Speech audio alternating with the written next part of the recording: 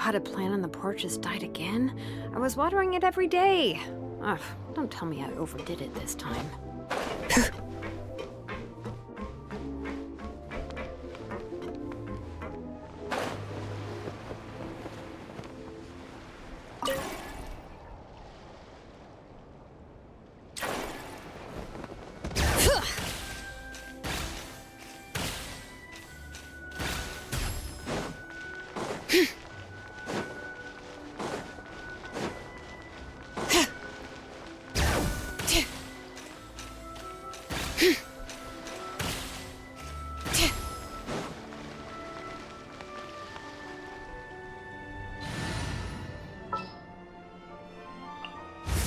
Archon reporting for battle.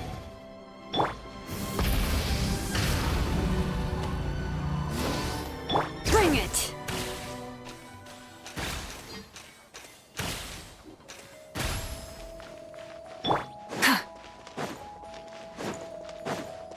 Burn it down!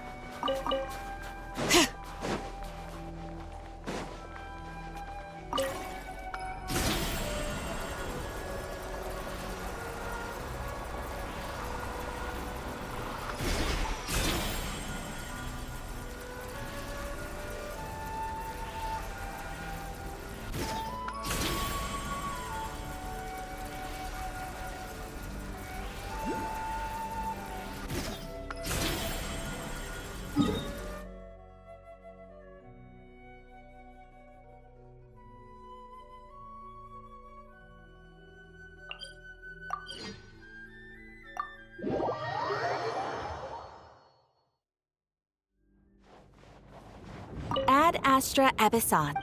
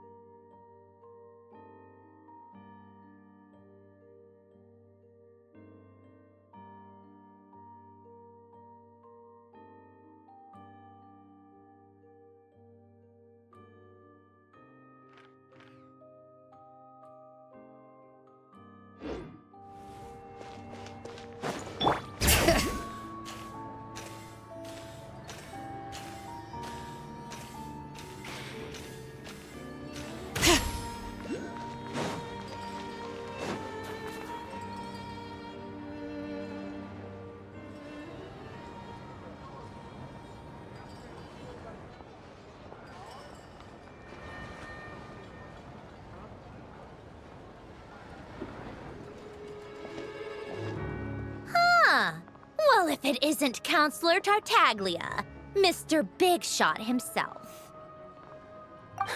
Go easy on me, all right? I'm still recovering from the interrogation the real big shots put me through. Hey, comrade, it's been too long. I heard you came looking for me earlier. Nicest surprise I've had in a while.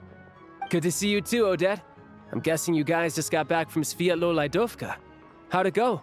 Crisis averted? It went fine. How about you? Any new developments? Not really. Same as ever. Growing opposition to Project Stuja, and the usual rebuttals are starting to ring hollow. The results of the mock vote were pretty dire.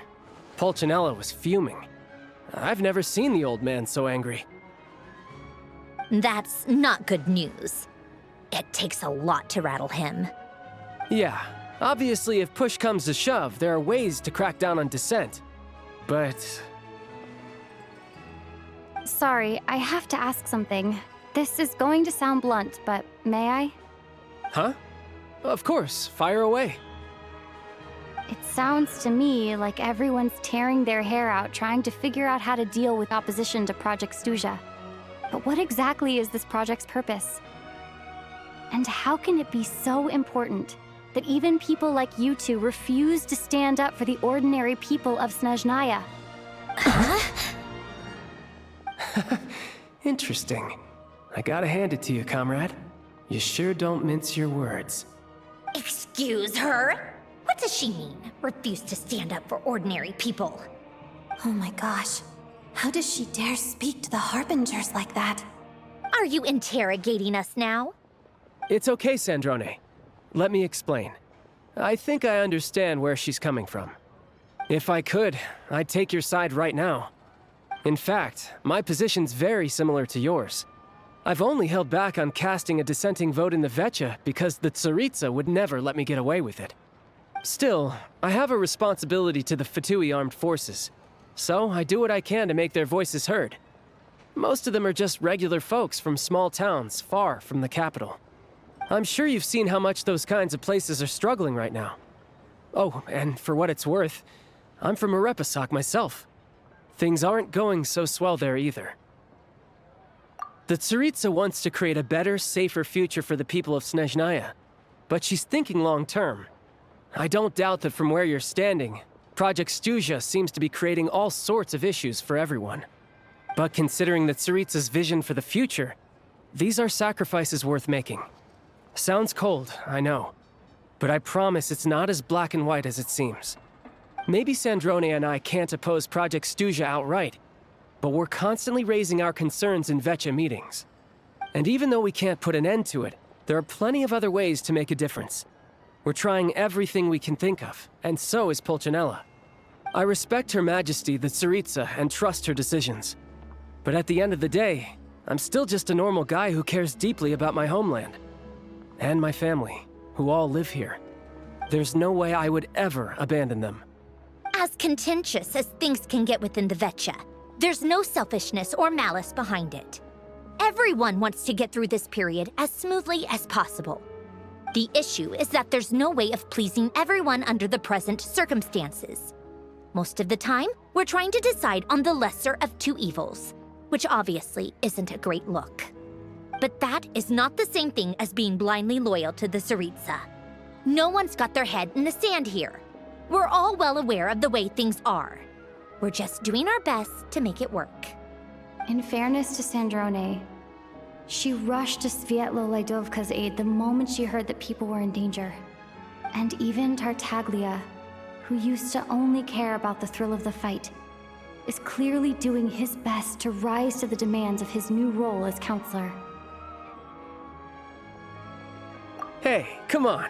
There's only so much we can say, so don't press us too hard. Look, I know how untenable the Tsaritsa's position looks if you don't understand her motives. Maybe you've heard already, but she's currently leading her army on a campaign to the east to defeat the monster that's been causing these brutal blizzards. Striking that monster down will be a significant step in dealing with the present energy crisis. As laser-focused as she is on realizing her lifelong ambitions, she's still putting time and energy into taking down this powerful monster. To me, that says a lot. If she thought Snezhnaya and its people didn't matter in the grand scheme of things, why would she waste her time on something like this? Thanks. I meant every word I said, though. I wasn't just trying to placate you. I've already done more than enough diplomacy for one day. I still think this adventurer raises a very important point. Our two harbingers have made their positions very clear. But there are many others in the Veche who must feel trapped and forced to vote against their conscience. I think it's a very valuable quality to be willing to speak one's mind, despite the risk of offending powerful figures. You can say that again. I highly doubt we'd feel the need to explain ourselves so much if we didn't know you so well. Forgive me, adventurer, but might I be so bold as to ask about your background? How is it that you can converse so openly with two harbingers? Oh, haven't you been properly introduced? Easier said than done. I like to think I'm not the kind of person who goes around busting open people's old wounds. I've only learned her name so far, and no details of her experiences. Is something wrong? Uh-oh. Is there no avoiding the subject of Rosaline? No, it's just... all right. I guess there's no getting around it. This is the world-renowned traveler who helped resolve the storm terror threat in Mondstadt, cleaned up after the mess I made in Liyue, and then went to Inazuma, where there was a duel before the throne, in which the traveler defeated Rosaline. Oh. I'm sorry. I didn't think you two would be seeing much of each other, so I figured it wasn't worth bringing up. It's fine. It was a long time ago. It's fine. Sorry. I just remembered that we have a rehearsal coming up. Please excuse me. I should get going.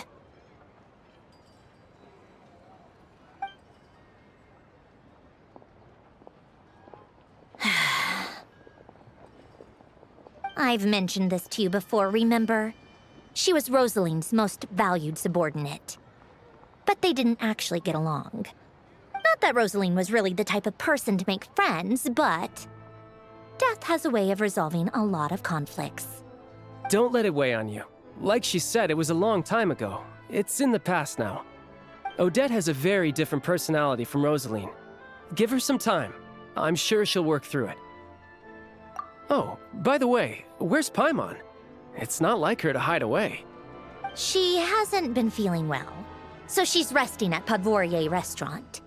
I got a couple of my people to look after her while we were gone. Oh, right. Sorry to hear that. Poor thing. Reminds me of when Tonya was little. She really felt the cold back then.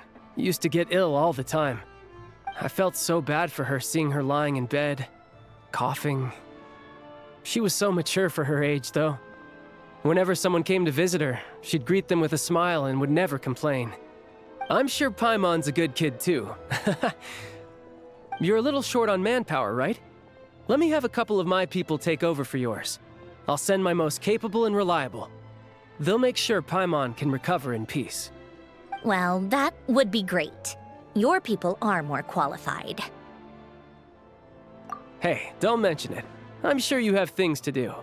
Hopefully this takes a load off your mind. So no more accusing me of not being on your side, all right? Already? That was quick. I'm afraid I can't help you there.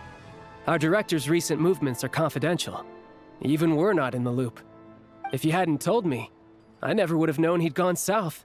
I assumed he'd been in Glupov this whole time. Well, I guess I'd better go sort out Paimon's security situation. I have some other work to catch up on at Glupov anyway. Me too. I have an incident report to write up. Let's leave it there for now. I guess everyone's in a difficult position. But Tartaglia's right. I have things to do. Things I want to do, and things I ought to do. To start with, I should go ask Alosha if he knows of any way to help Svietla Ledovka.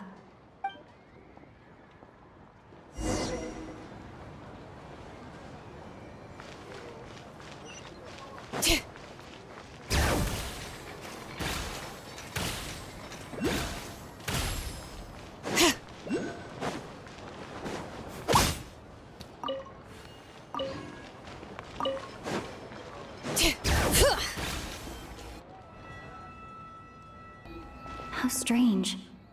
This sword seems to be vibrating of its own accord. It's a very faint vibration, but it's getting stronger as I get closer to the statue of the Seven. Does this sword have some connection to the statue? But all it does is vibrate, even when I touch it. That place I got this sword from was definitely out of the ordinary. Maybe I should try channeling the power of cryo?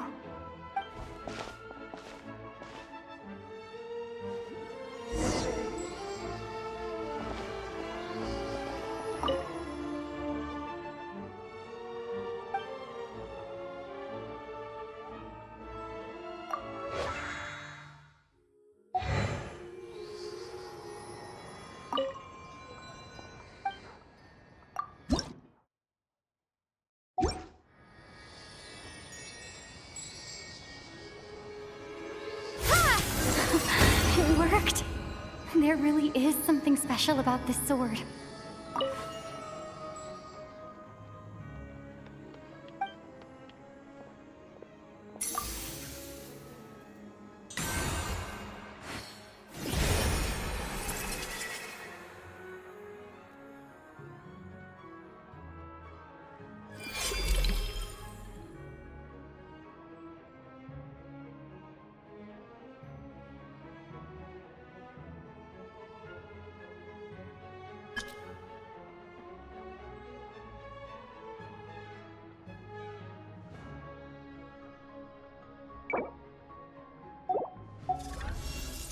I don't really understand what just happened, but I'm pretty sure this sword just got a little more powerful. I'll have to try the same thing again when I come across another statue of the Seven. In the meantime, I better go find Alosha.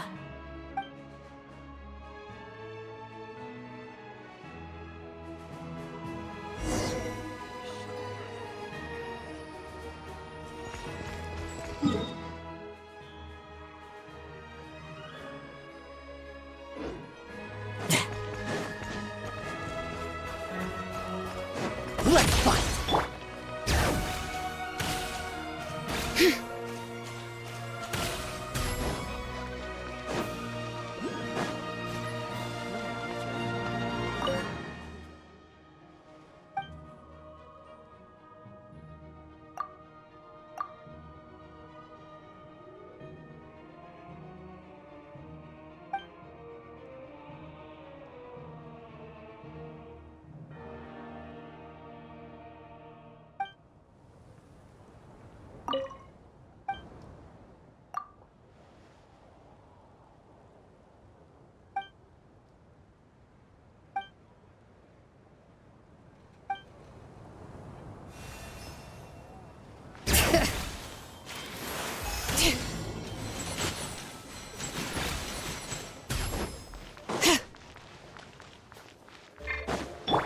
Rise with the sun! Try and stop me!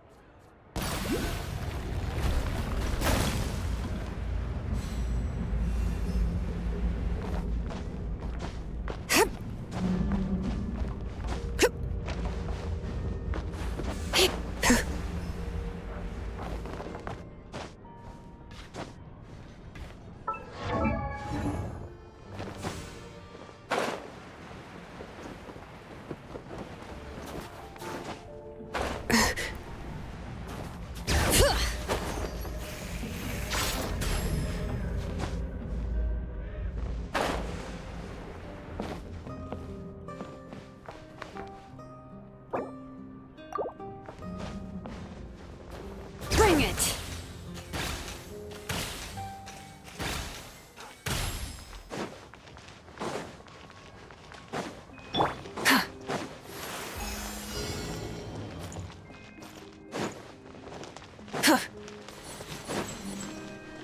Burn it down! Rev the engines!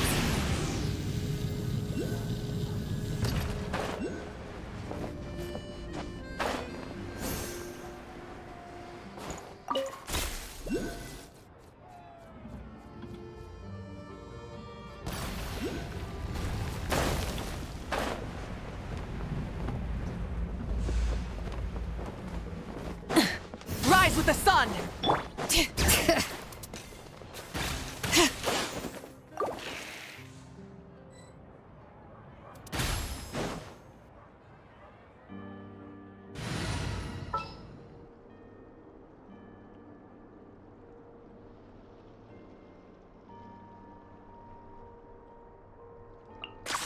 Deal.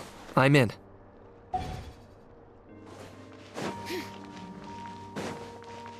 Bring it!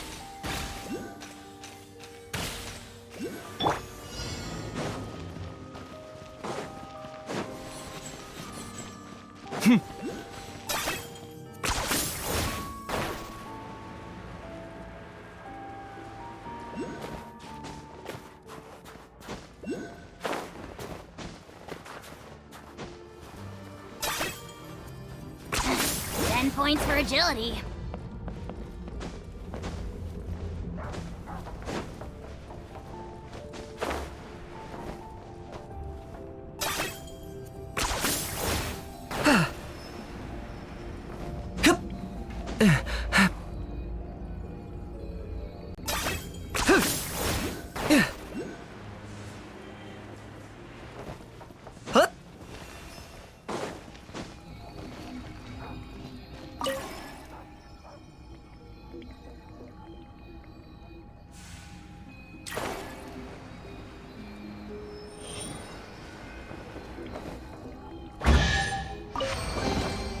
Do I get a share? You actually want this trash?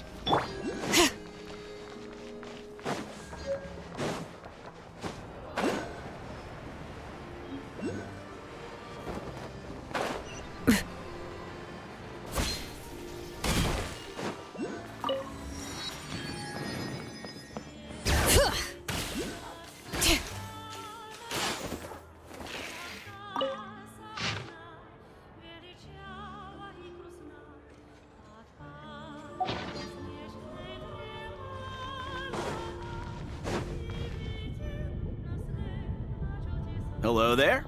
How can I help? Ah, sure thing. Give me a second. I'll go fetch them for you.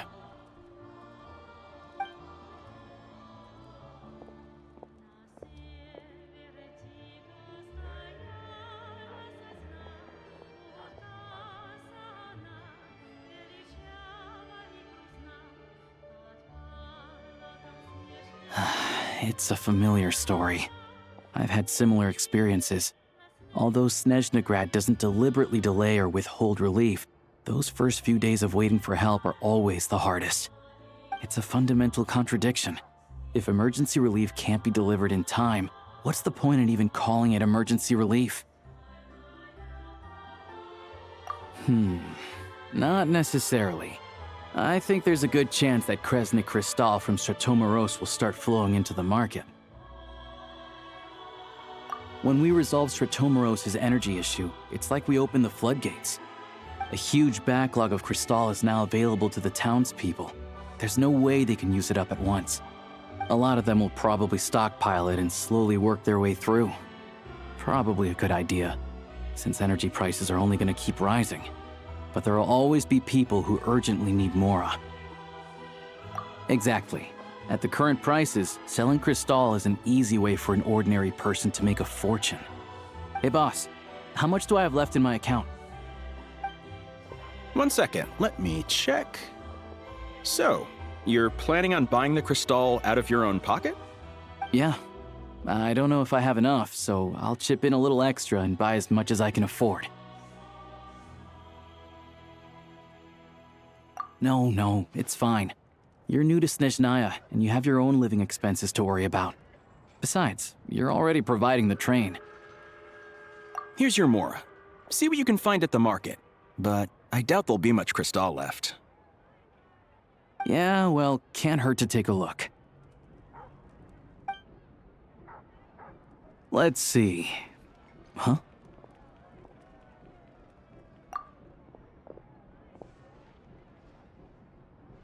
Oh, Alosha, and... Hello. I didn't realize you two knew each other. Yeah, I take on some odd jobs in the city to supplement my hunting income. Sometimes I work as a cleaner or prop hand at the theater where Odette is one of the big stars, so I've met her a few times. When the weather's as bad as this, it's better for a hunter to adapt than to keep looking for game. Yes, and we sometimes need extra help.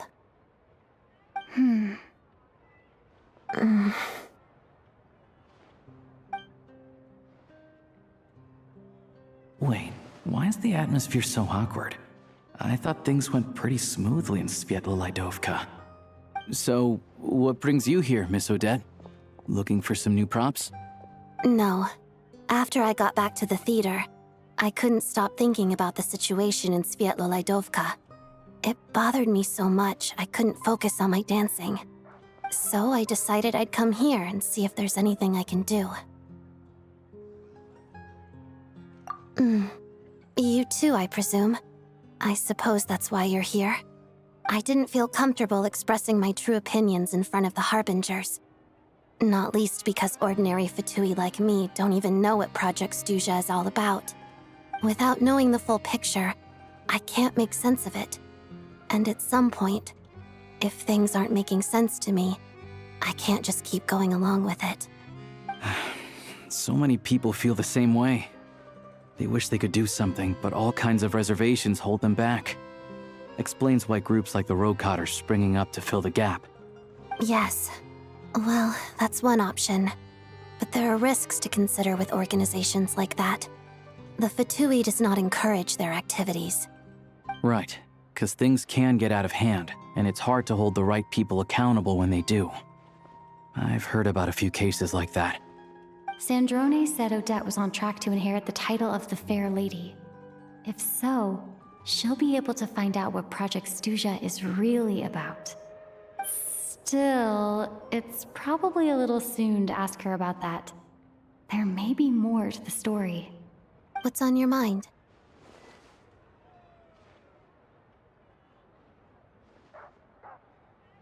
I think we can both agree that no matter which side you're on, it can't stop you from doing the right thing. Where there's a will, there's a way.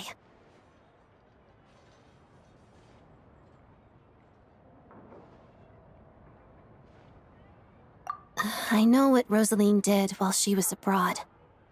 You made the right decision, so no hard feelings. So, what's your plan? Oh, we were gonna buy some crystal. I heard there's some on the market right now. Funny. I had the same idea. In that case, let me pay. I can claim it back as mission expenses. The real issue here is that government relief is behind schedule. Surely it makes more sense for the state to cover these costs than for us to pay out of our own pockets. True. It's a huge expense after all.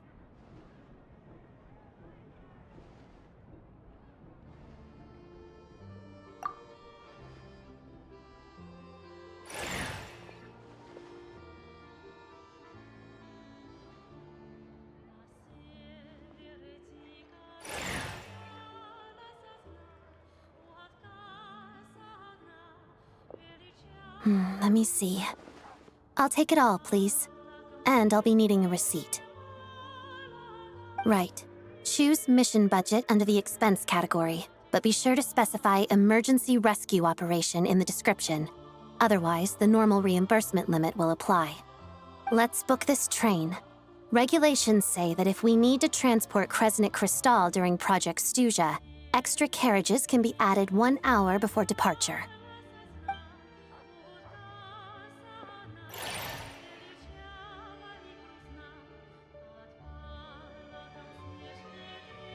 That should do it. The train will be escorted to its destination by Fatui guards. This is my first time seeing you handle Fatui affairs, Miss Odette. It seems you're as skilled an officer as you are a dancer. You flatter me. It's only because I've been doing both my whole life.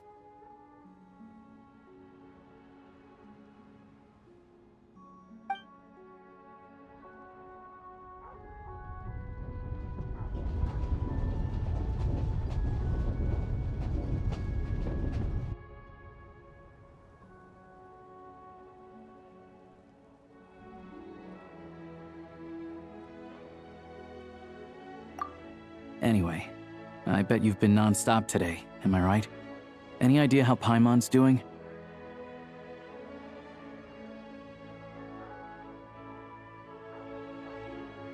What's wrong? Who's Paimon? Her travel buddy hasn't been feeling well. She caught a cold right after they got to Snezhnaya. Sounds like she's important to you. I can't believe you've been dealing with this on top of everything you've been doing to help the people of Snezhnaya. I've got nothing going on right now, so I'll join you. I want to see how she's doing. May I come too? I have some candy that someone gave me back in Svietolaidovka. Plus, I know a little bit about relieving cold symptoms. All right then, let's go.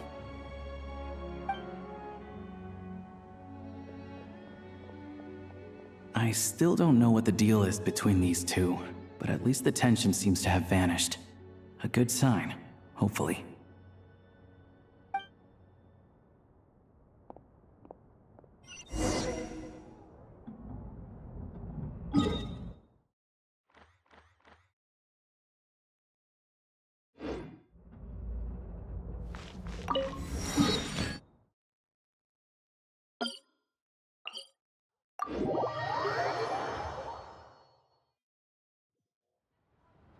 Bring it!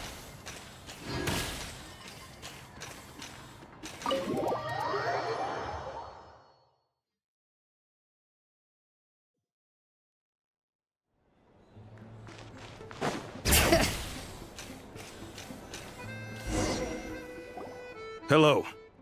Sorry, but there's a sick person recovering in this room. Can I help you? What happened?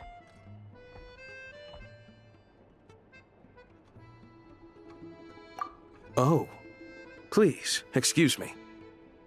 Are you the Traveler? Could I take a quick look at your Adventurer Handbook? Master Child said I should verify your identity.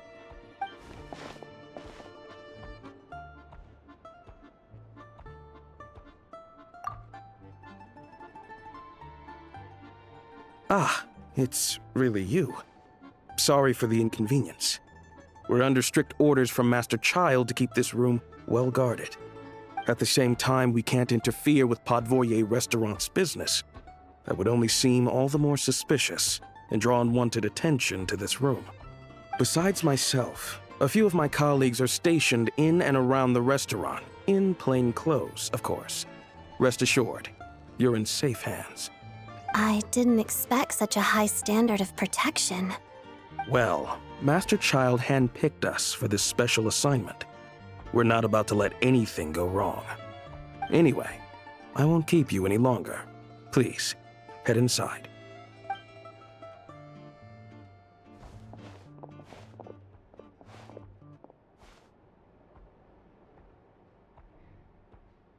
Traveler! Alosha, you're back! Oh, hey! Who's our new friend? Hi, I'm Odette.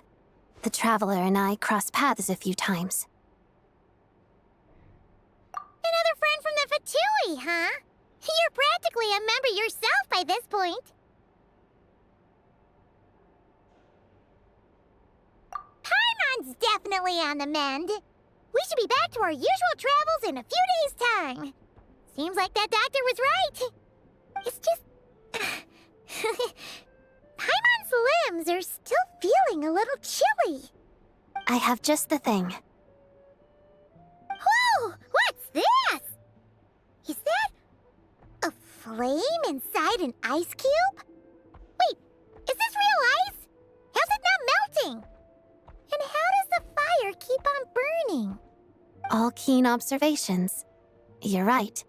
This is called core ignis.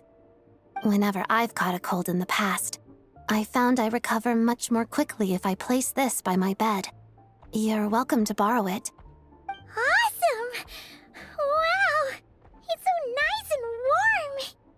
Oh, it's like magic. Your name was Odette, right? How did you two meet again? Looks like she's in pretty good spirits.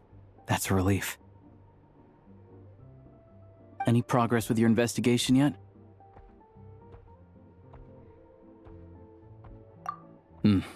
No surprises there, I'm sure. They're not likely to let anything slip. The Rokad, huh?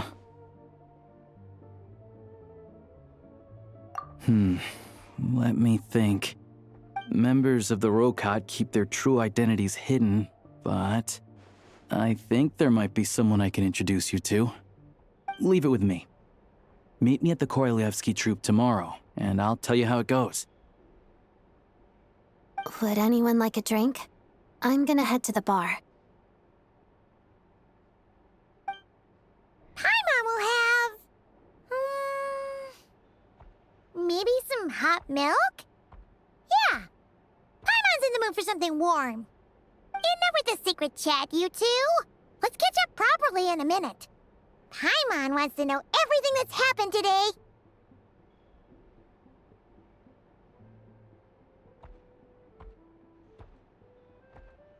It'll be kinda like tabletop troop. No reason why listening to a story can't be an adventure.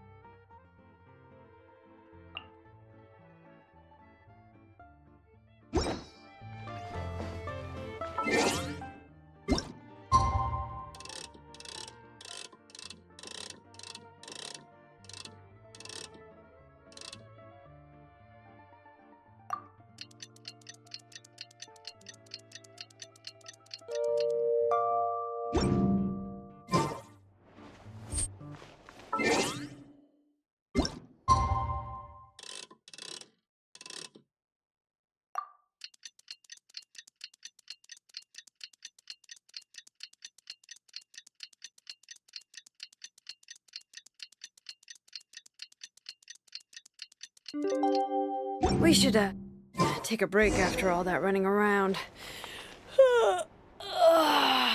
Yeah, let's rest here for a bit. The boss is gonna give Paimon a copy of the latest newspaper to read. That should keep Paimon entertained.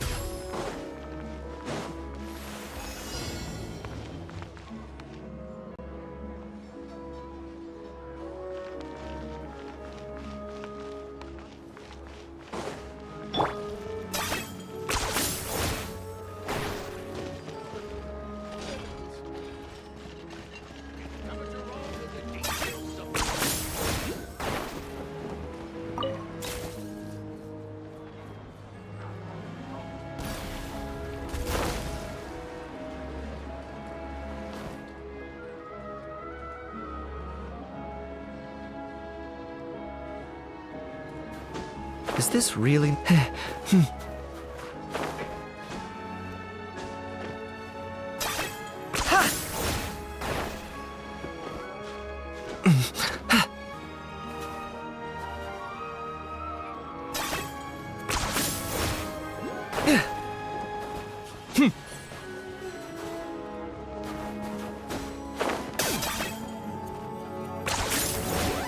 Is this really necessary?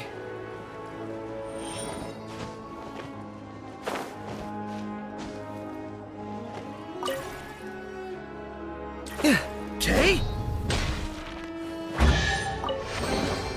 Everything has its use. Were you not given toys to play with as a child? Is that it?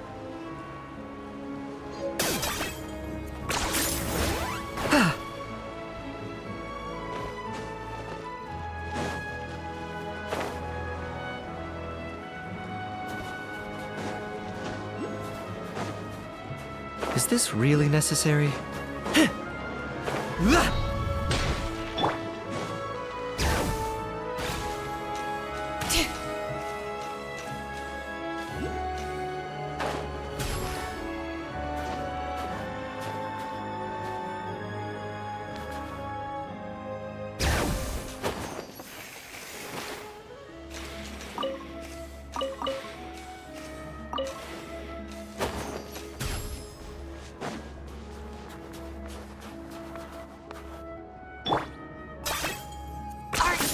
Running away?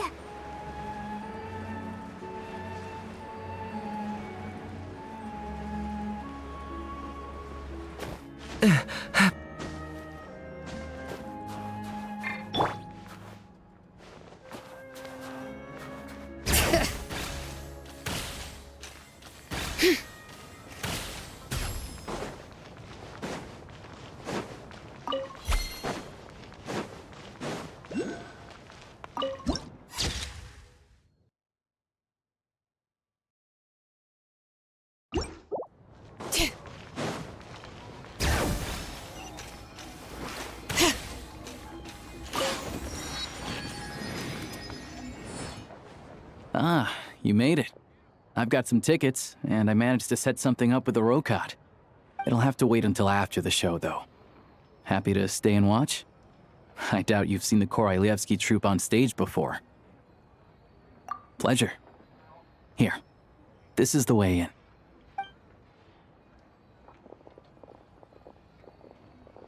Please present yourself for a routine inspection in accordance with theater regulations.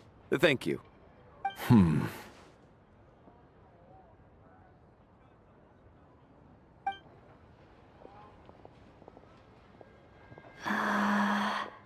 Is that guy with the fatui? Looks like he's waiting for something. Okay, all done. Thank you for your cooperation. Please proceed through to the theater.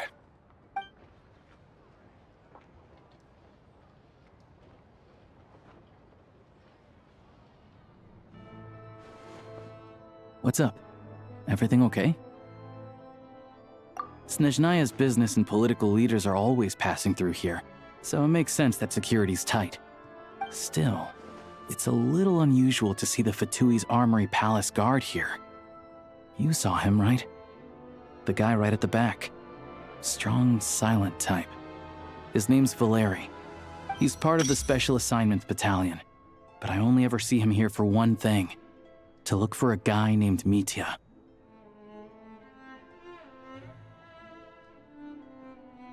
Supposedly a researcher, though he never seems to put much time in at the office. The theater is one of his favorite places to hang out when he's playing hooky from work. But that's not for us to worry about. Let's go. The show's about to start.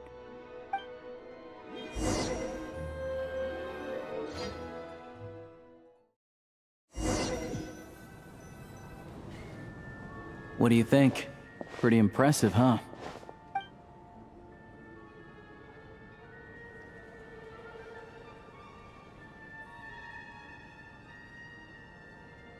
Oh, the one in Fontaine?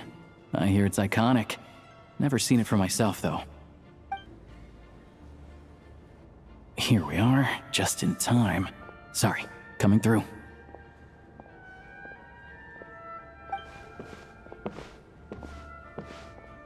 Ugh. If you're gonna show up late, keep your mouth shut.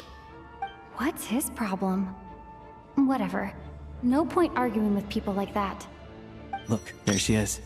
That's who I'm introducing you to later. She's the lead singer of the troupe, Vodyanitsa.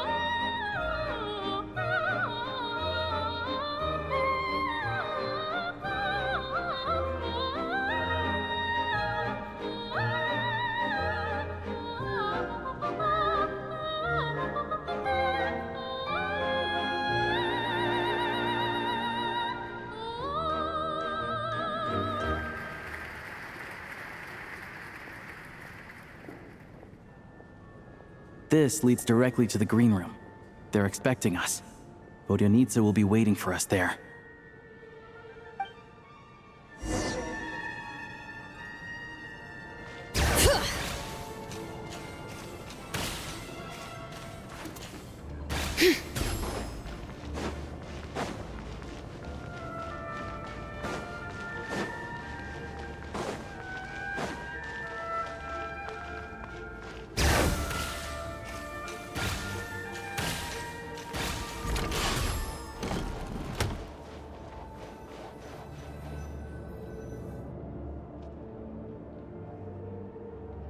Hey there. Excuse me. Can you believe it? I am so mad right now. Come in. Oh, it's you two. Huh? You know each other? Oh, wait. Is this who you were telling me about? The one you met yesterday and couldn't stop thinking about? I never said that. Yes, you did. Why are you denying it? It was right before I went on that rant about the moody factory owner. Oh, I remember it so clearly. Might I ask what brings you two here? Oh, I just brought her here to see the show. And when it finished, she was full of praise for Vodyanitsa's performance. So I thought I'd try my luck, see if we could get the chance to chat for a bit. Maybe get an autograph? You work here. You, of all people, ought to know that's against the rules. It's not what the green room is there for. Oh, what's the big deal? Come on, don't be shy. I can give you an autograph. You can take a picture too if you want. Do as you please. I finished all my shows for the day. I'll leave you to chat.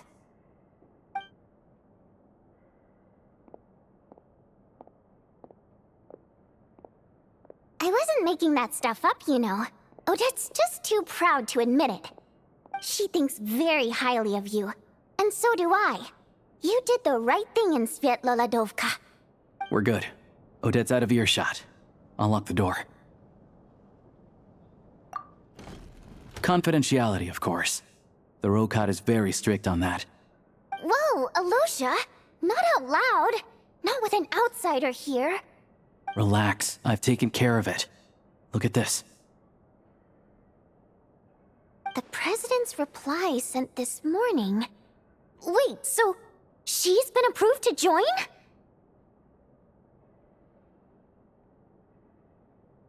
You told me last night that you wanted to get intel from the Rokat. Unfortunately, Rokat intel is only available to members. But ever since you set foot in Snezhnaya, we've been working together. I've seen the way you work, your character, and your motives. Everything about you is perfectly in alignment with what we're trying to achieve in the Rokat. So I figured I might as well cut to the chase. I wrote a letter to the President explaining your situation, including just the right amount of detail. His approval came very quickly. Of course, It's still your decision whether you want to join or not. We'll respect your choice. Well, assuming Odette was telling the truth and she didn't misjudge you, I guess we don't need to worry about you blowing our cover. Still, you gave me a real fright. I didn't know that's why you came looking for me. So, that stuff you said about admiring my performance, was that just because Odette was here? Did you actually... Now you're talking. That's what I like to hear. Anyway, let me give you a quick rundown of how things work. Like I said, the Rokot is a covert organization, and we hide our identities. Members typically don't meet in person or even know each other's identities. This helps us maintain a high level of independence and secrecy. Because of this, members are basically free to decide their methods without constraints, so long as the outcome of any activity doesn't violate the organization's principles. After all, we don't have any ostensible contact with each other. This way, if anything goes wrong, no one else will be implicated. Beyond the freedom to choose how you operate, it's also your choice whether to act at all. We have plenty of members who have yet to take any action. In short, joining the Rokot in and of itself won't place any restrictions on your activity in Snezhnaya. There's a code of conduct you can read if it interests you. But basically, as long as you don't plan on using your anonymity to go around doing evil, you'll be fine. I tried reading it 5 or 6 times. Never made it all the way through. Even the most lackluster script makes for more interesting reading. Great. Then I'll go grab an official application form. Be right back.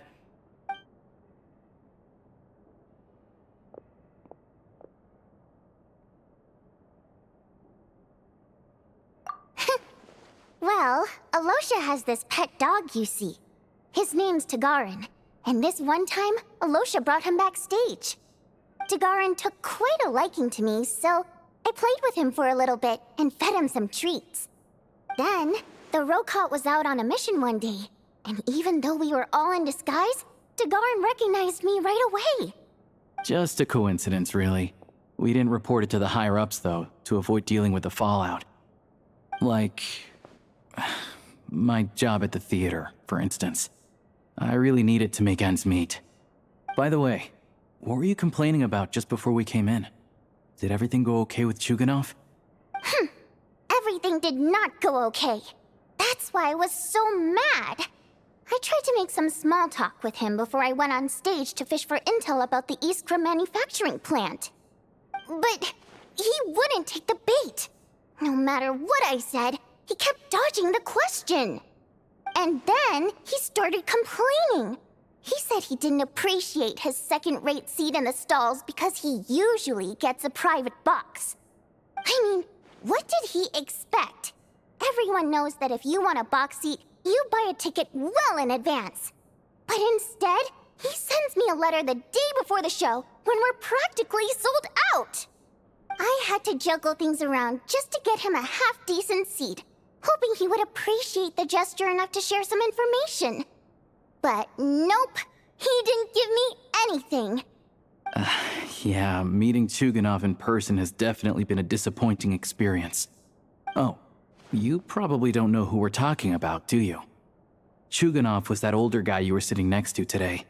I'm sure he didn't make a great first impression on you either.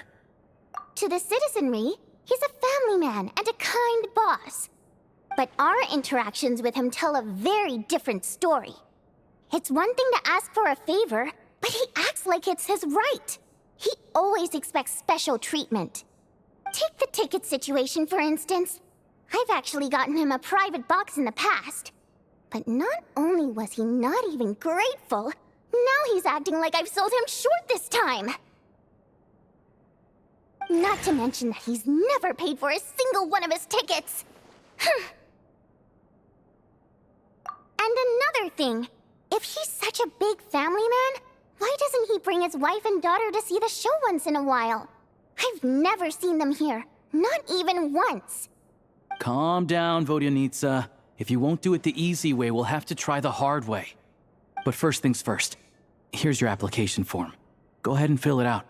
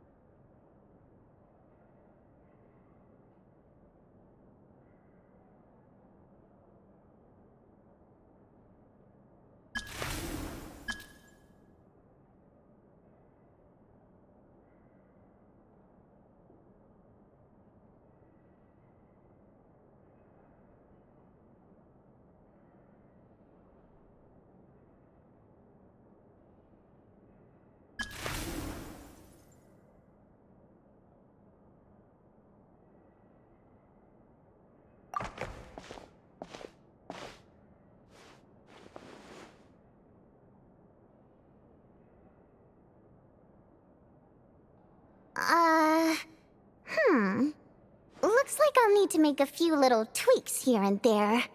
But other than that, you're good to go. We'll hold on to this for you. All right. Now that we're officially Rokat comrades, I can tell you. Chukhanov is the target of our current operation.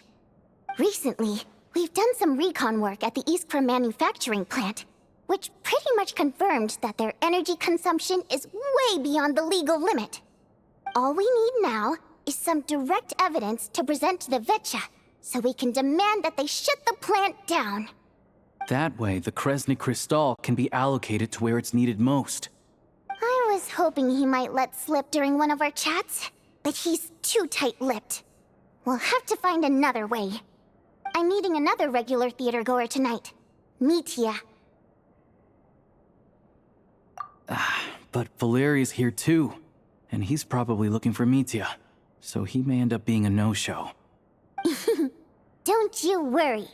He must know how to dodge Valeri, or he wouldn't be showing up on time for every performance. Mitya is a renowned energy expert.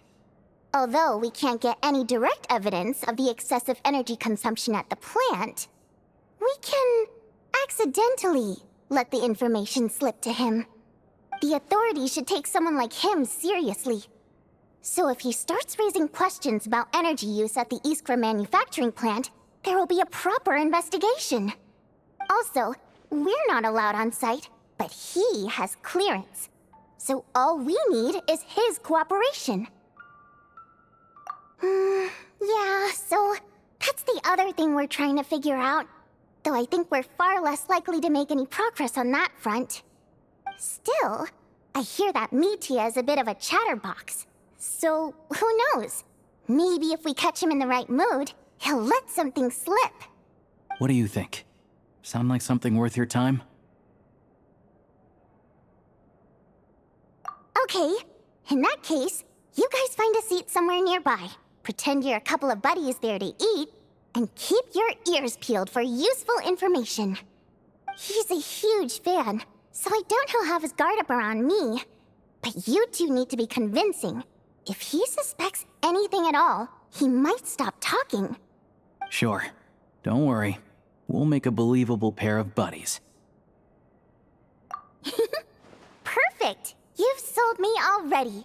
Now, help me tidy this room up a bit before we head out. Okay. What needs tidying? Everything!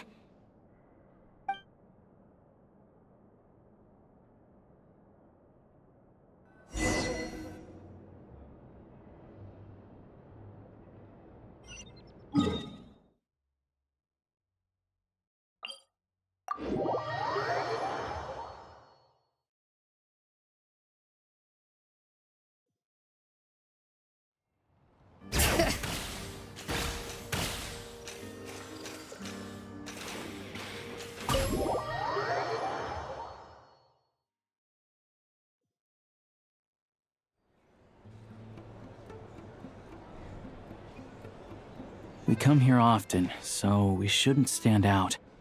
Let's sit here. Now, it's up to Vodyanitsa. Let's see how the conversation goes.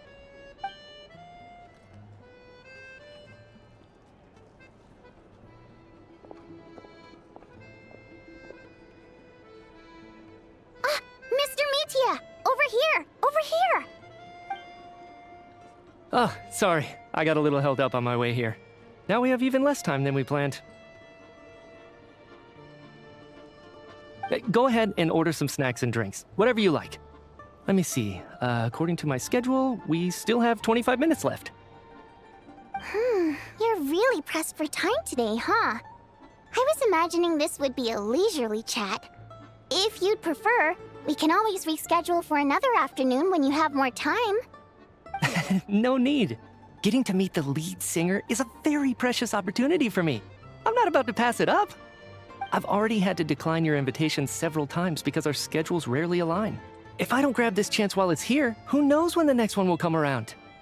Well, it's very kind of you to make time just for me. I'm not too sure, to be honest. But Snezhnaya's full of weird and wonderful things like that, so people tend not to bat an eye. I'm sure the same will go for the Eye of Grey and Paimon. The reason I invited you out for tea and a chat today was to get some feedback from a true fan of the theater. Well, I genuinely have nothing bad to say. No matter how many times I hear you sing, it never gets old. It always seems fresh and new somehow. Maybe it's because the more times I listen, the more details I notice. Or maybe you simply improve with every performance, delivering it better each time. Thank you! I'm delighted to hear that! Could you give me any specific examples? Oh, yeah. The piece you sang today, for example. Beneath the Frozen River?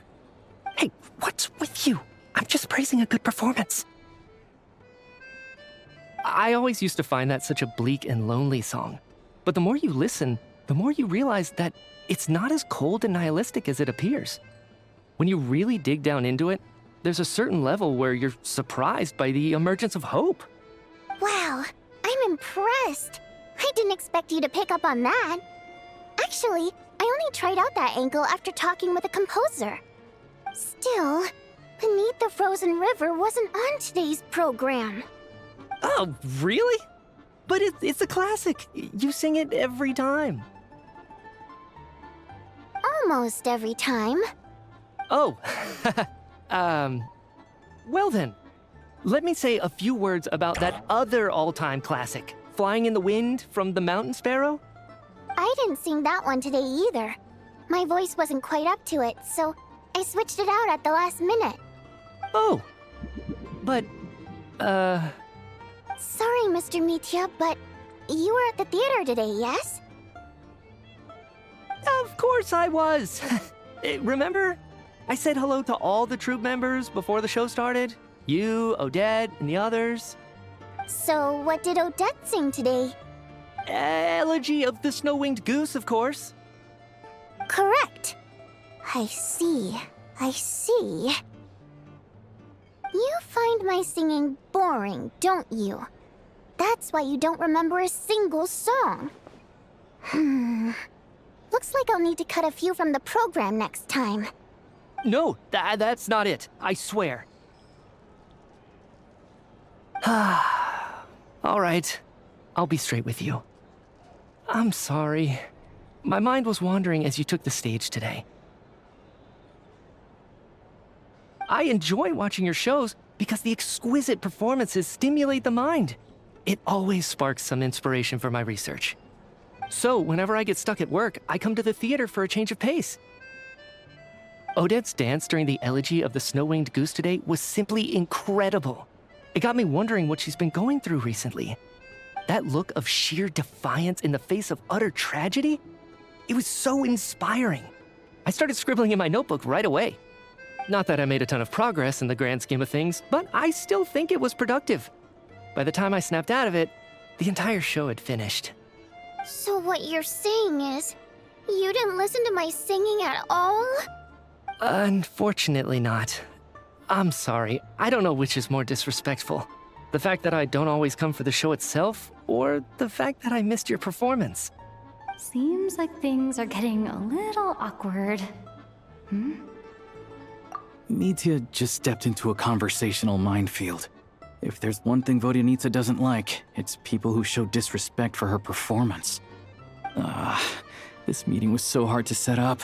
Don't tell me it's already falling apart. It's fine. I suppose this is affirming in its own way. At least, it shows that our performance really touches people's hearts, right? Don't let it bother you. It certainly doesn't bother me. She's showing a lot of restraint. Well, I'll be sure to let Odette know how much you adored her performance. Please don't say that. I always love your performances too. It's just that inspiration struck at the wrong time today. I'm usually all ears. I know, I can tell. That's why I value your opinion. I'm sure some people can't stand it when others praise their coworkers right to their face, but not me.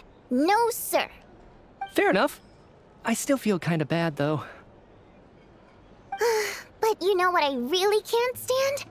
People who only show up to the theater to pretend that they're cultured. Makes me sick to my stomach. Oh, yeah, 100%. There are too many of those people around. By the time they're walking out the door, they've forgotten all about the show. What's wrong? You look furious. I don't know if you've heard about the boss of the Iskra manufacturing plant. He isn't even a theater investor, but he always demands the same privileges as actual investors.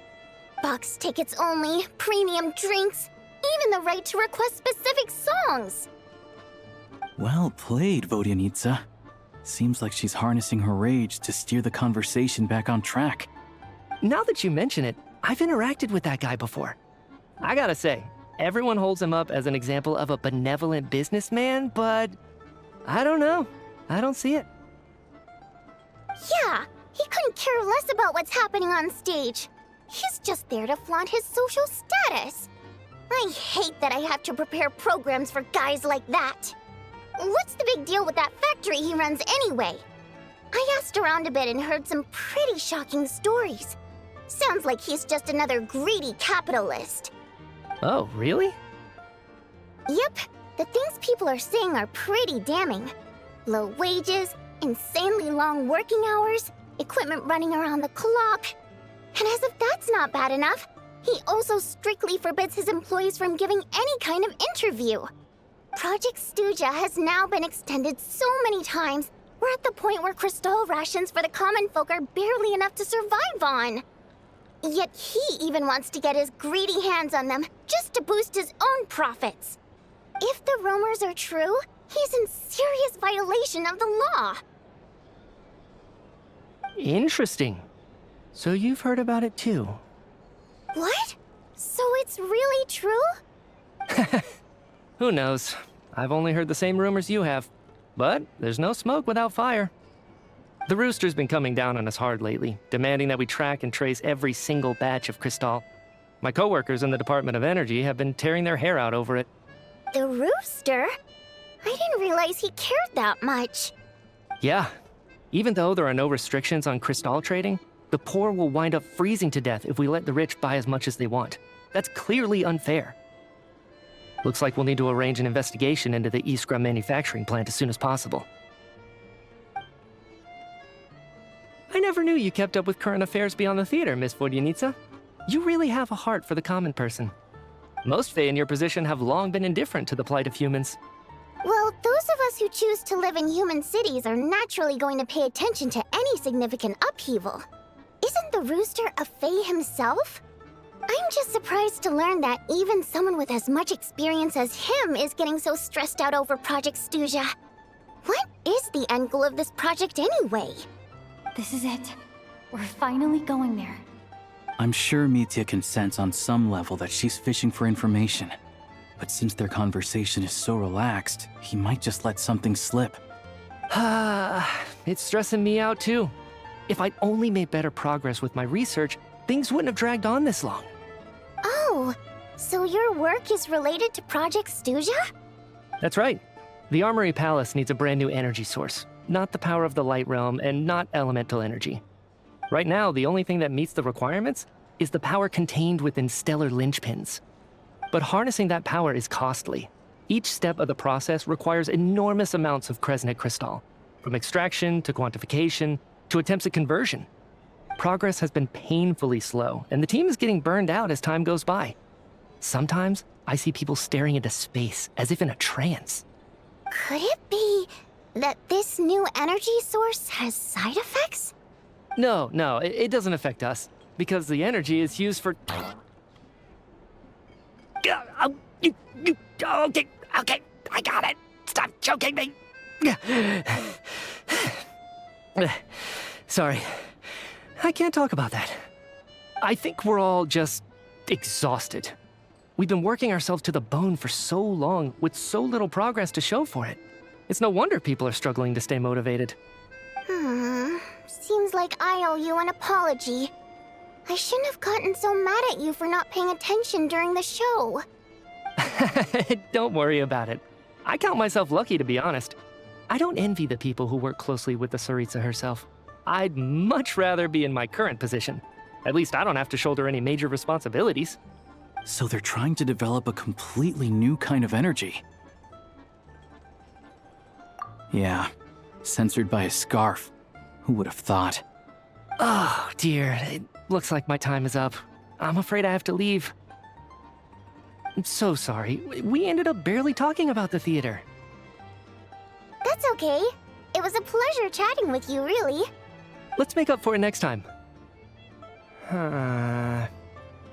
Yeah, hopefully once the work pressure eases up a little, I'll be able to focus more on the performance, and then we'll have more to discuss. We touched on some confidential issues today. I'd be grateful if you could keep it between us. That could have gone worse. Nice job. Why was Mitya in such a hurry to leave, though? Sorry, routine inspection.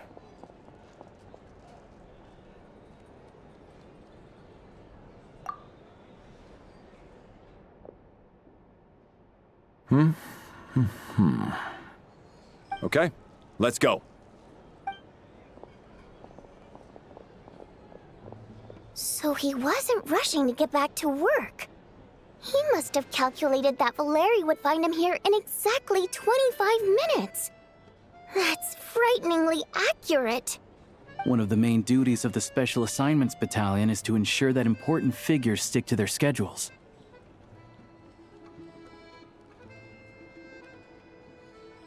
All right, time for us to get going too. Excuse me, check please. We'll settle our check too, then. Oh, hello there. Mr. Mitya paid the check before leaving.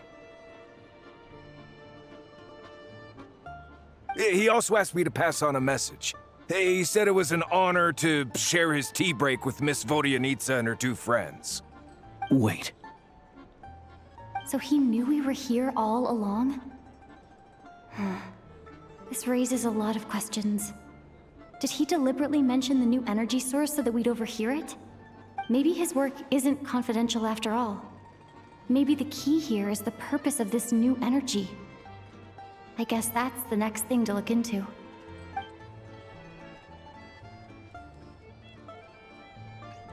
Vodyanitsa and Alosha have both left. Time to head back and call it a day.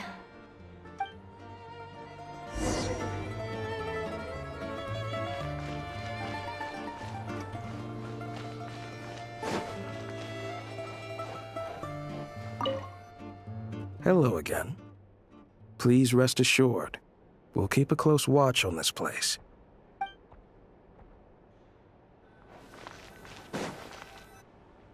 You're back! Here pretty early today. Paimon was just gonna mention that. After she woke up today, Paimon felt like her temperature was completely back to normal. But her strength still hasn't returned.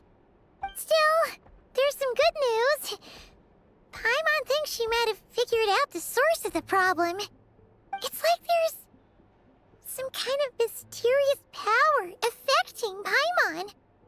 Paimon's never felt this way before during any of her travels. She only started feeling this way since we arrived in Snezhnaya.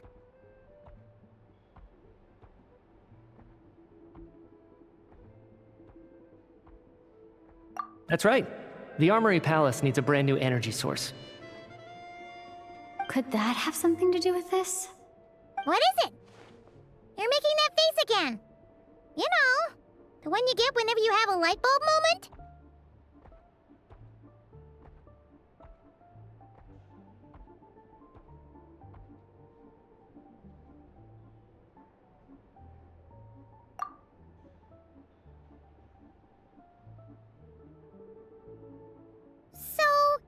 They're trying to develop a new energy source here? And you think that might be why Paimon's feeling unwell?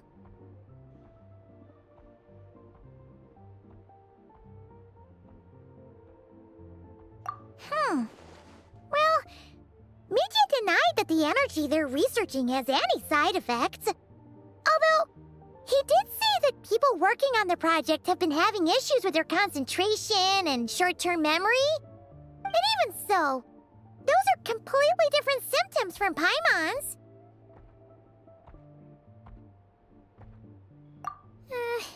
It's pretty faint, so it's kind of hard to tell.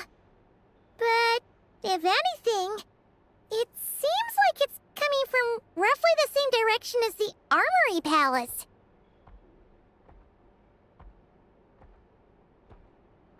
Sure, Paimon's with you there. But how, though? The robot only has a limited amount of intel.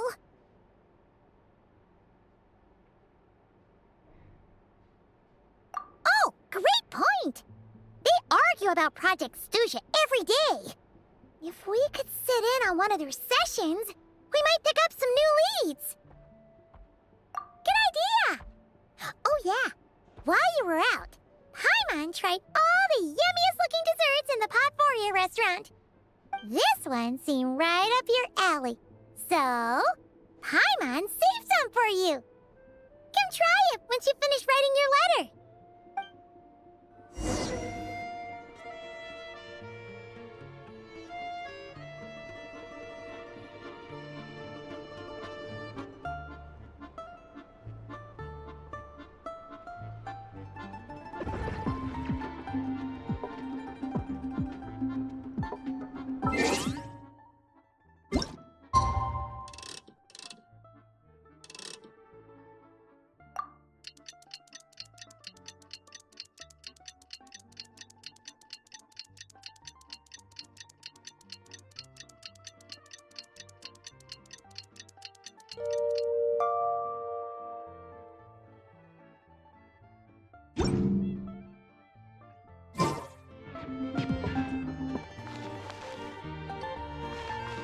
Alosha replied, he says that we won't be able to speak at the Veche, but he can arrange for us to attend as visitors.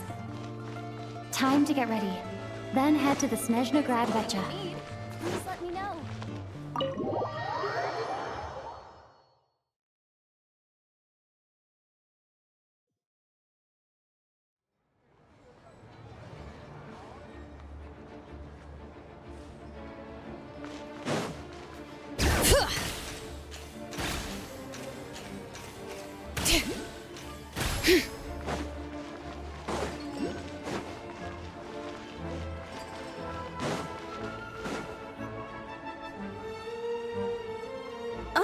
Miss Vodyanitsa, prima donna of the Korolievsky troupe. What a surprise meeting you here. Will you be sitting in on a session of the Veche? Sorry, I'm not taking interviews today. Oh good, you're here. The session's about to begin. Let's get inside. Please wait, Miss Vodyanitsa. Could you introduce me to your new friend?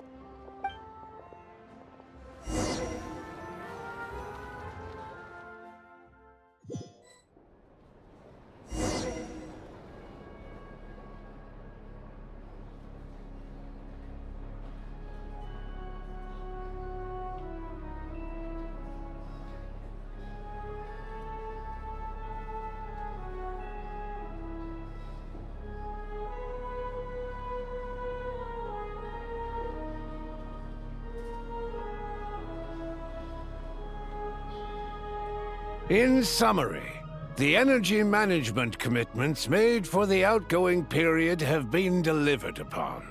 Furthermore, both the production and consumption of Kresnik Crystal show clear signs of stabilizing. The relevant agencies have assessed the present circumstances and determined that the status quo can be sustained until the next period.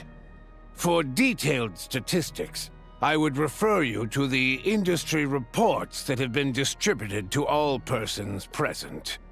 It should also be noted that while the recent blizzards have led to a significant increase in people's energy expenses, this is strictly a short-term phenomenon associated with a remotely located monster. Her Majesty the Tsaritsa is giving her full attention to this matter. We should have every confidence that it will be dealt with swiftly and conclusively. A financial report on disaster relief is also present in this report, courtesy of Pantalone.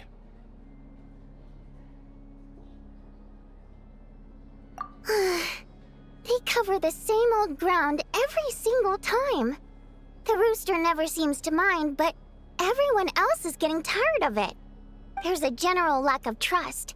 People aren't seeing any tangible benefits that affect them directly. Of course, none of that will be reflected in any of the reports on the table.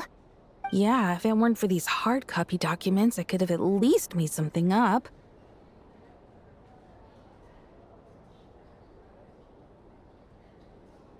Oh, don't mind me. I'm just out here trying to hit my interview quotas. Bring out the kvass. Ever read it? Best-selling newspaper in town.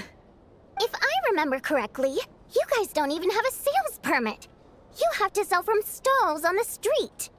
Okay then, best-selling street stall newspaper in town. Still counts.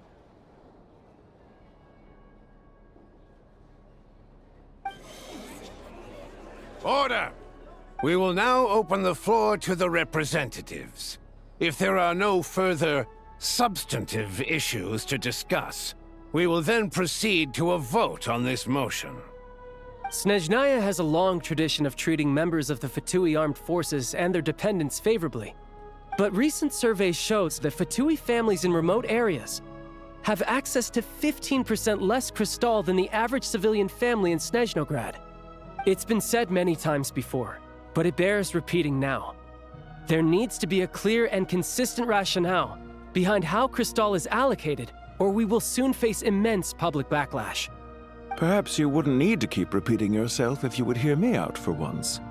I say again, true consistency exists only in principle. In the real world, fairness is relative. You appear to treat resource allocation as a simple function of production and population. So what about when the equipment used in production breaks down? Have you factored that into your equation? And do you even know how long it's been since Snezhnaya last conducted a census? If I knew the answers to questions like that, I'm sure I'd be a very wealthy man. And I doubt I'd be going by child. I'd like to bring the focus back to the specific issue I raised. Or do you wish to deny that favorable treatment for Fatui dependents is our long-standing policy? It's easy to be a critic when there's no accountability. That seems to be a running theme in the anti-Project Stuja cohort. Defeat the ringleader and all other problems will magically resolve themselves. That's what they seem to think. But in case you aren't aware, not one jot in my report would change whether Project Stuja continues or not. So you have no intention whatsoever of finding a solution to this problem? On the contrary, I'm the only one here who ever brings solutions. Child opened by speaking up for the armed forces. Regrator struck back with style and a war of words ensued.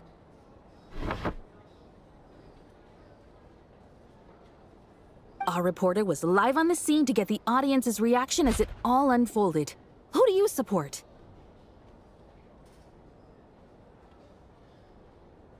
The people have spoken! Child received raucous applause from the crowd as he pushed Regrator onto his back foot with a relentless barrage of questions. It had to be seen to be believed. Now you see why they don't have a sales permit. However this reporter wants to spin things, I haven't forgotten that Tartaglia was representing the Northland Bank when we first met in Liyue. So, surely their relationship can't always have been this strained. You two are getting off topic. Let's focus on what the data is saying. Mr. Pantalone, may I speak on your behalf? Oh, please do. I'm more than happy to save my breath. Crystal distribution policy undergoes modifications with each new period.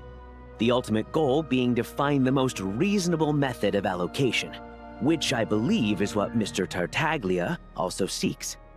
But I fear many may have been misled on this topic by extremist activists. To clarify, Project Stuja is not the root cause of the problem. It is merely a framework for resource distribution.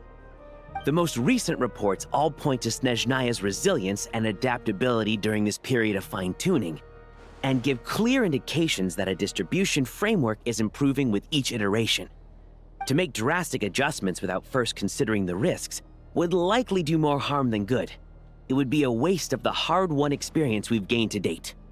Renowned scholar of finance, Arapov spoke up to clarify the fiscal logic, clearly alluding to social organizations like the Rokot in his words.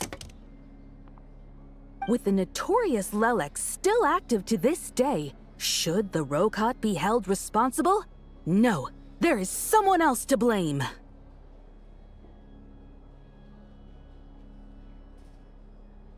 She's just rephrasing what Mr. Pantalone said. The Rokot are the critics he accuses of taking no responsibility for their actions. As for Lelek, you won't have heard of him yet. He's currently the most famous member of the Rokot. Well, more like infamous. Ending Project Stuja has become an obsession for him. Unlike the more decent ones among us, he believes that votes in the Veche are all that matter. So whether it's threats, coercion, or bribery, he'll use whatever means necessary to get people to change their vote. And since we're already on the subject, what do you think of Lelek's methods? Are you for or against? Despite a handful of detractors among the audience, the people overwhelmingly support Lelek. We stand with Lelek! At least someone here wants to take this discussion seriously. I've been considering that issue myself. What you really need is more precise regional data, right? I think it would be easiest to let the Fatui handle it, since they're already in charge of Crystal shipments anyway. We may as well get them to collect some data while they're at it. Whatever you need, you can ask the Fatui to look into it for you. In terms of supervision, I think the Druzhna would be a good fit. I had hoped to discuss this with Miss Vesna, but sadly, she's not present. I will be happy to take a note of your suggestions and present them to Commander Vesna for a decision upon her return. The Commander has always taken a keen interest in Project Stuja. However, given the Druzhna's demanding workload, I'm afraid it may prove difficult for them to provide any practical support. Let us refrain from jumping to conclusions until a concrete and actionable plan is in place. My apologies, Lord Rooster.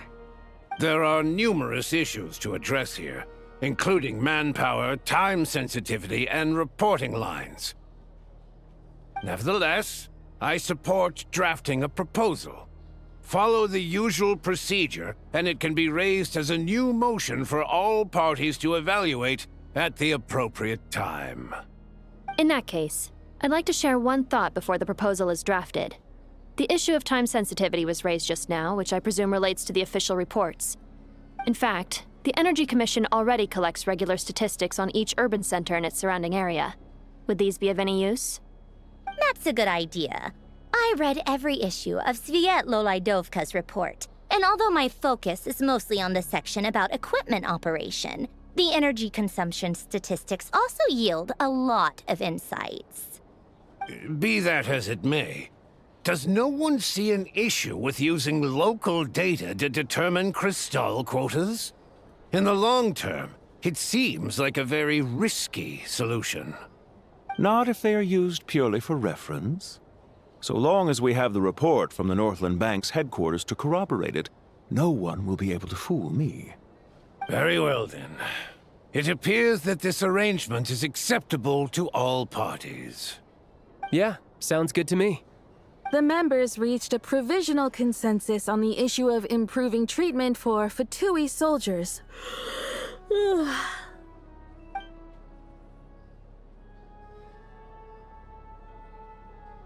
Today, the prima donna of the Korailievsky troupe attended a session of the Snezhnograd Veche in the company of a most charming young lady. The question on all our minds is, what is the true nature of their relationship?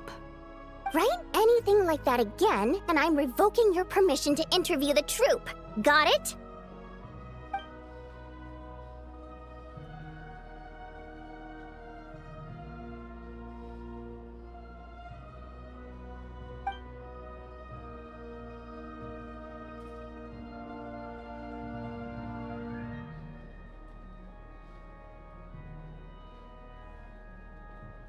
Now then, if there are no further contributions from those present, we shall proceed to the final vote. Hey, check it out! What made him vote against? Why now?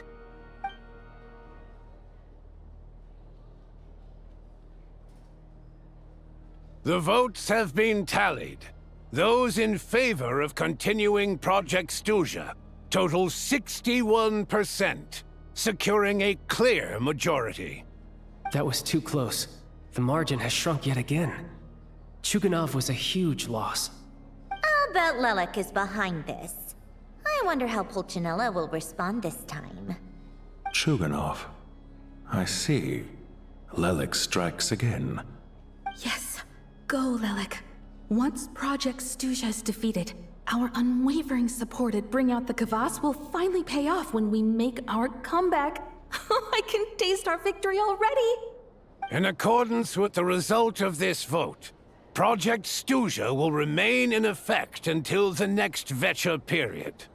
Finally, may I remind us all, we debate only for the greater glory and solidarity of our nation. May the aurora shine ever on, and the tundra always stand firm. The session is concluded.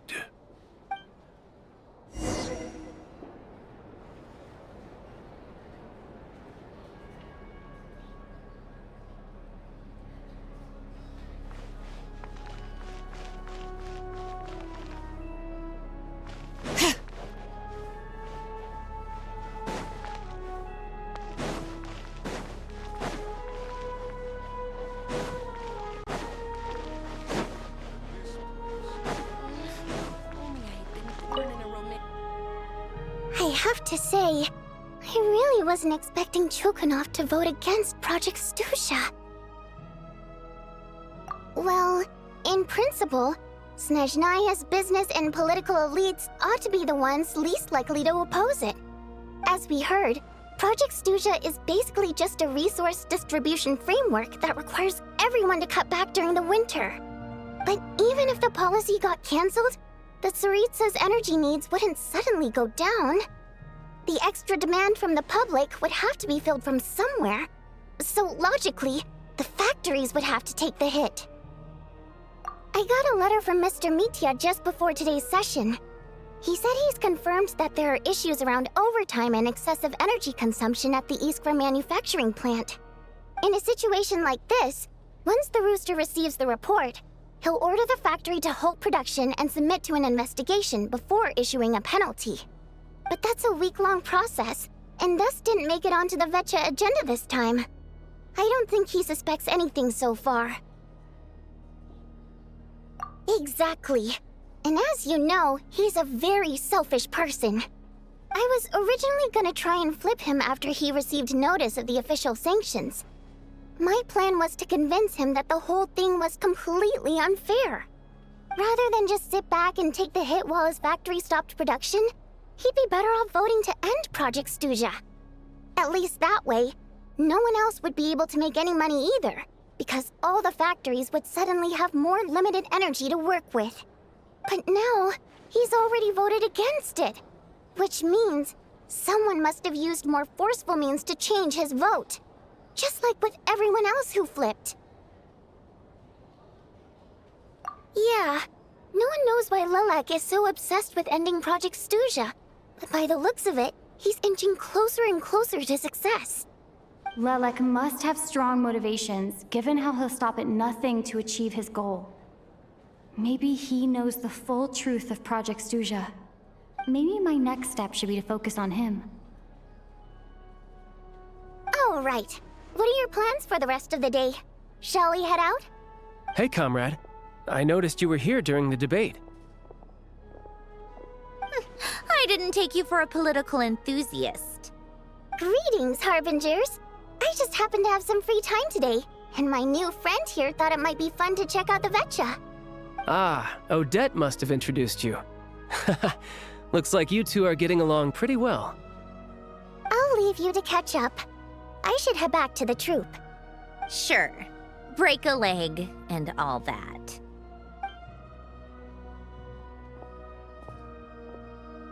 Thought it might be fun to check out the Veche, did you? Things are never that simple with you, Traveler. There's no way you're here for kicks and giggles. Tell me I'm wrong. Oh, yeah. To some, he's a captivating enigma. To others, he's the bane of their existence. No one ever thought that some anonymous nobody from the Rokot could cause such a stir. Huh? You want to look into Lelik? Then I'm sure his days of anonymity are numbered. What do you think, Sandrone? Fine by me, I guess. If the Traveler actually manages to expose Lelik, it'll be doing Pulcinella a favor. In return, it seems fair to let her in on what we've learned so far. My thoughts exactly. Sharing is caring, after all. Head back to Glupov and grab the files on Lelik. It's easier to just pull the records than go through the rigmarole of getting the Traveler a visitor's permit. As you command, child, sir.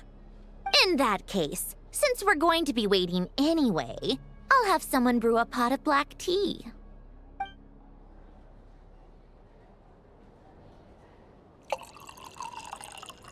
One common thread among the many incidents Lelik has been involved in is that the victims are all too scared to share any real information about him. Clearly, he must have threatened them in some way. His modus operandi is to silently infiltrate the scene and leave a threatening letter behind. But neither the letters nor the crime scenes ever yield any clues to his identity. So all these files have to offer are short statements by the people affected. They don't give us a lot to go on. If nothing else, it shows we're dealing with a trained professional who's versed in counter-surveillance. Yes, and to that point, he often strikes in highly secure locations. The victims are high-ranking and influential people who take their personal security very seriously. Somehow, Lelik slips right into their rooms without making a sound. There's never any eyewitnesses, nor the slightest trace of a break-in. If he can get in and out undetected, it means he can strike without warning. Not that that's ever happened so far, but the thought is enough to scare these people sleepless. It's hard to believe that a human being could pull this off flawlessly every time, so they switched the focus of the investigation to Faye. Unfortunately, no one's found anything yet. Careful, don't underestimate me. Although truth be told, I'd probably find it hard not to blow my cover. Direct confrontation is more my style. We haven't ruled out the possibility of Lelik being human. It's just, there can only be a handful of people in all of Teyvat who'd fit the profile. Faye, on the other hand, plenty would have the ability, but few would have the motive. No, not as strong as me. You'll never find the culprit with criteria like that. Let's go with a little weaker than me. Oh, you hit me right where it hurts. I'll admit, he's strong and meticulous.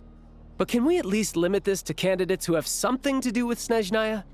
She's just trying to find a reference point. Stop getting fixated on who's stronger than who. But that's the most important thing. In my opinion, anyway.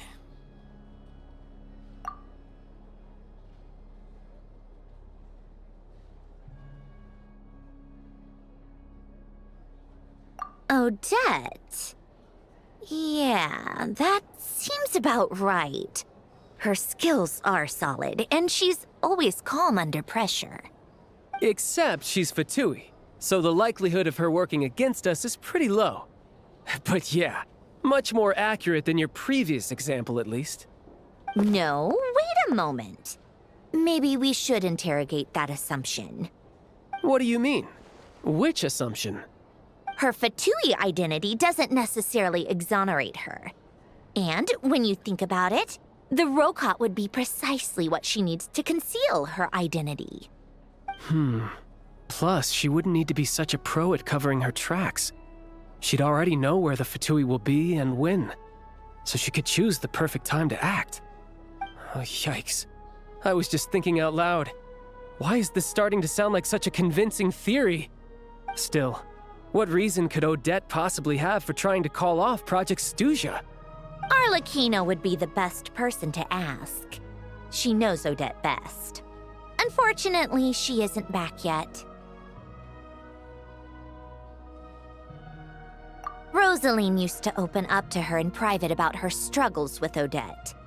As I'm sure you can imagine, Arlecchino is quite a lot better with children than Rosaline was. She gave her some tips on how to handle the situation, and Rosaline managed to reach a settlement with Odette before leaving. So I suppose there were at least no lifelong regrets left behind. Beyond that, I don't know the details about that side of things. But I do know that Odette definitely has a motive to hold a grudge against Project Stuja. The reason being, her father passed away during the early stages of the project. That was back before it had been named Project Stuja, when things were still being worked out. But in essence, it's remained the same ever since. Huh. The more you know. Rosaline was always so self-centered. I never understood why she started paying so much attention to Odette.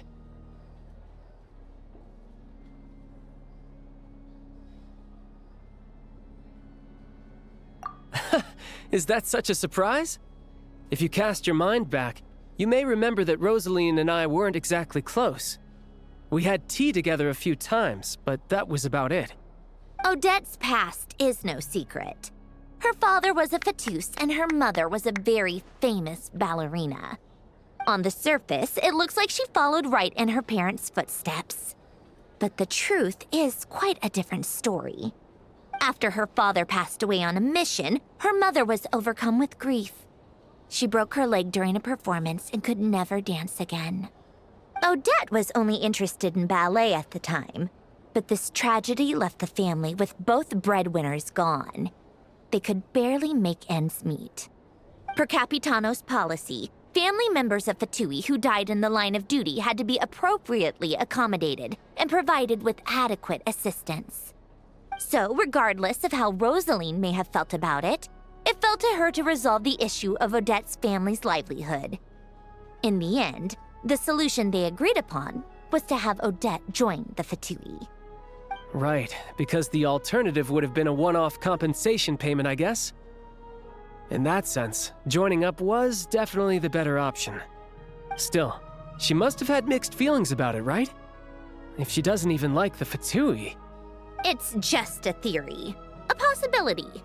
But as a motive for Odette to become Lelik, it holds up. That said, I have no idea where Odette's head is at right now, or what her conflict with Rosaline was about. Plenty of people were on bad terms with Rosaline. I have no intention of trying to figure it all out.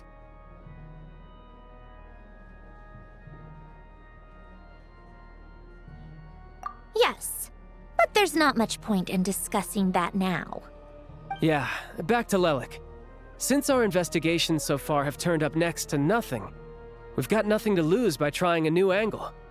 Funnily enough, Tonya and I had actually made plans to go to the theater tomorrow to watch Odette's rehearsal. Unfortunately, thanks to this Lelik situation, I'll be stuck working overtime again. Which means you can go in my place.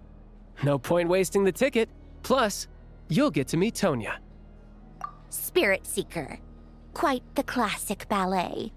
It was passed down through Odette's mother's family for generations, though it hasn't been performed in years. But Odette's been practicing it diligently, and it's finally ready for a return to the stage. Excitement is through the roof.